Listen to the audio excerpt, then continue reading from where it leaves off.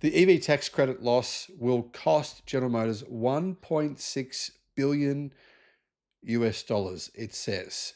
YouTube's new algorithm means that you're often not getting all of our videos in your feed. There's 7,500. I'm pretty sure you're probably not seeing a lot of them.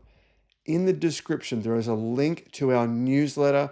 Click on that and you can get an update every day of all the latest news in the electric car industry. Hello, my friends. Welcome to the channel. I'm Sam Evans. You're watching the Electric Viking. General Motors faces a major financial hit.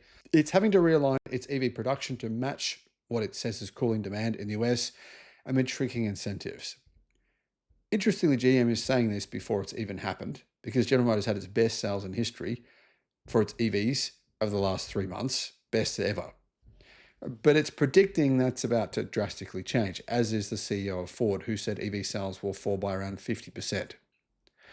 The removal of the federal electric vehicle tax credit at the end of September will cost General Motors around $1.6 billion in the next quarter, a direct result of the adjustments it must make to its electric vehicle strategy. That's a lot of money. This follows Ford's recent announcement that it will write down around $400 million in manufacturing assets and reduce $1.5 billion in EV-related spending, scaling back projects including a 3-row, 7-seat electric SUV and a full-size electric pickup. In other words, these automakers, General Motors and Ford, are both saying because of the incentives being removed, not just EV incentives for customers, but also EV incentives for manufacturers, they are going to reduce their spending on EVs by billions of dollars. In other words, put themselves in a dangerous position of being disrupted in the future, which, to be honest, they're already being disrupted now. Look at China. In its third quarter report, General Motors confirmed that its board of directors had approved $1.6 billion in charges tied to what it described as the strategic realignment of our EV capacity and manufacturing footprint to consumer demand. The company specified that $1.2 billion amount relates to adjustments in its EV capacity, while the remaining $400 million stems primarily from contract cancellation fees and commercial settlements associated with EV-related investments, which will have a cash impact. Famous economist Paul Krugman says the Trump administration's decision goes against sense. It is putting the US behind China. He believes that China has already taken the US when it comes to economic might and that will never, ever change again. It's going to put these decisions from the Trump administration to essentially cancel any kind of subsidies for renewable energy or electric cars will put the US back behind China forever. General Motors also noted that it is reasonably possible that we will recognize additional future material cash and non-cash charges that may adversely affect our results on operations and cash flows. In other words, these numbers could actually get worse. GM emphasized that the measures it's taking will not affect its existing range of electric models sold under the Chevrolet, GMC, and Cadillac brands.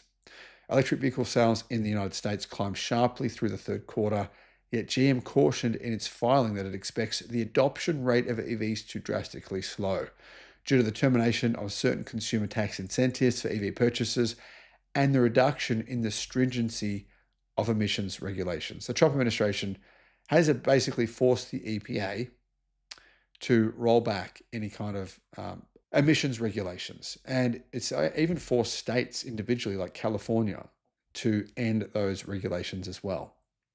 During the July to September period, GM sales of electric vehicles rose 107% and have increased 105% year to date.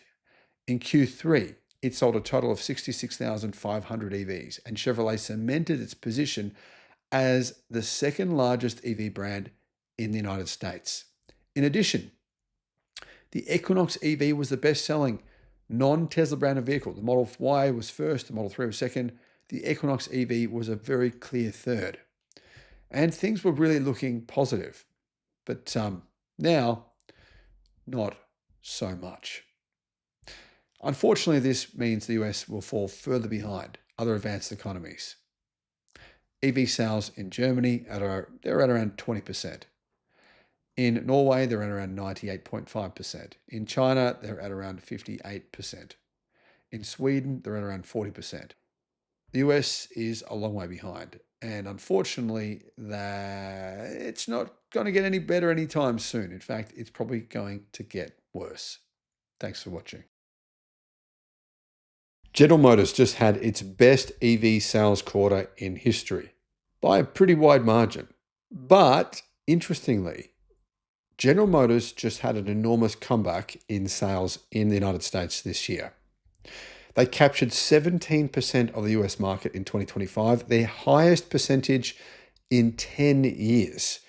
The best performers were the Silverado EV, the Blazer EV, and the Sierra EV. Hello, my friends. Welcome to the channel. I'm Sam Evans. You're watching the Electric Viking. YouTube's new algorithm means that you're often not getting all of our videos in your feed. There's 7,500. I'm pretty sure you're probably not seeing a lot of them. In the description, there is a link to our newsletter. Click on that and you can get an update every day of all the latest news in the electric car industry. If you haven't already subscribed to our newsletter, I'll put a link in the description below. You'll get updates on the videos on our channel. That's the only way you're going to actually get updated on them because YouTube isn't really showing them.